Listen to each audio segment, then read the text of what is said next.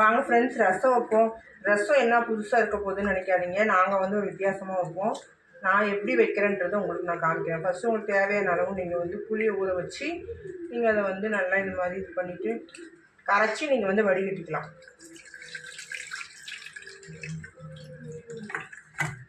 வடிகட்டிட்டு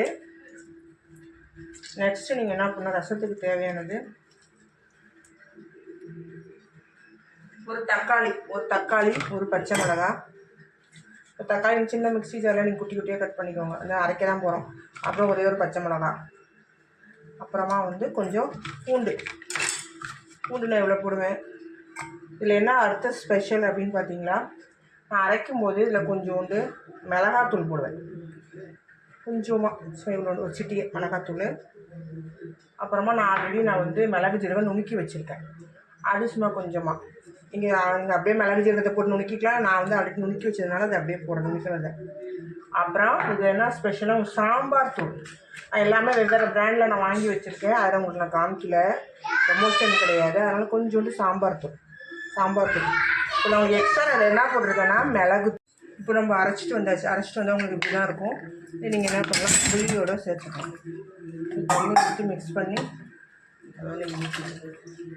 இந்த மாதிரி செஞ்சு பாருங்க. வித்தியாசமாக இருக்கும், டேஸ்ட்டாகவும் இருக்கும்.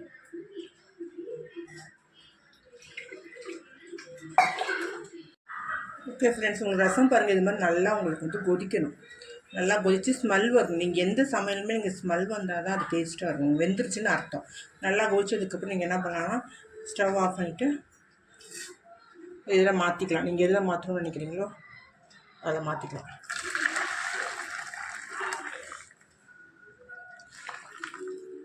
நான் கொஞ்சமாக தான் வச்சேன். எனக்கு எங்கள் சார் வெளில போயிட்டார். எனக்கும் பாப்பாவுக்கும் 2 பேருக்கு மட்டும்தான் வச்சு. இது நான் நாளைக்கு வச்சு யூஸ் பண்ணிப்பேன். நல்லாயிருக்கும். 2 டேஸ் வரைக்கும் நீங்கள் சாப்பிட்லாம். ஃப்ரிட்ஜில் வைக்கணும்னு அவசியம் இல்லை. நீங்கள் வெளியிலே வச்சும் சாப்பிட்லாம். இது மாதிரி செஞ்சு பாருங்கள் ஃப்ரெண்ட்ஸ். எப்படி இருக்குன்னு எனக்கு சொல்லுங்கள், கமெண்ட் பண்ணுங்கள். ஓகே, பாய்.